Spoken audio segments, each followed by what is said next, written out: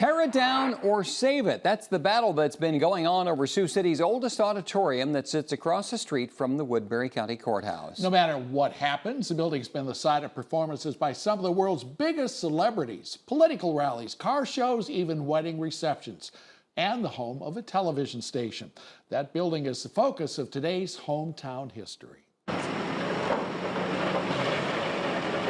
Part of the original Sioux City Auditorium has been torn down.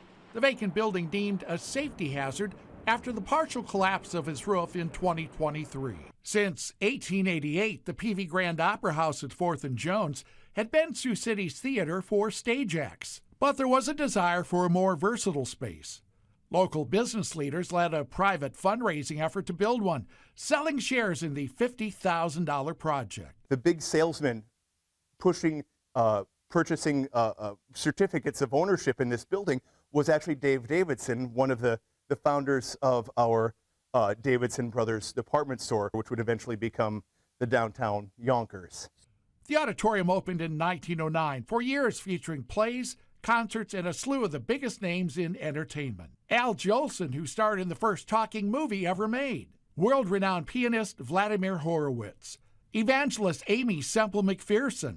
Philip Sousa and his band, they played there at least 3 times in the first 20 years the building was open.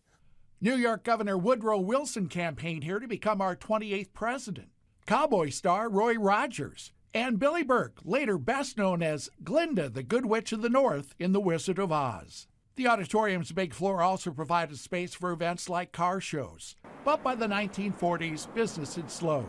Tom Archer, who owned the Shore Acres Boat Club, that's a former dance hall that's now the Sioux City Community Theater, bought the auditorium because the boat club wasn't heated.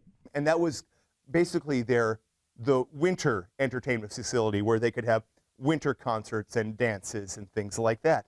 The Tamba Ballroom, as the building was now called, featured a native motif above the stage, later moved to the entrance of the building. Before he left for California and 25 years on national television, one of the biggest names to regularly grace the Tamba stage was band leader Lawrence Welk.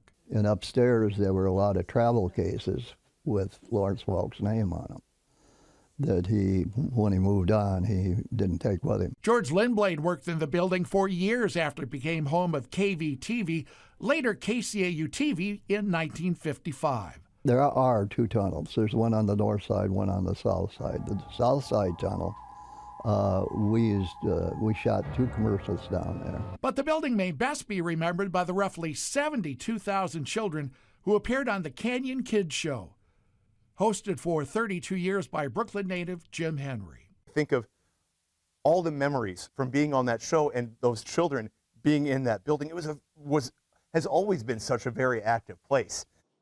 Now, the building just to the south of the auditorium is also in danger of demolition. The Wetmore building at 615 Douglas has been on the list of Iowa's most endangered buildings. It was built between 1916 and 1918, but it's been empty since 2006.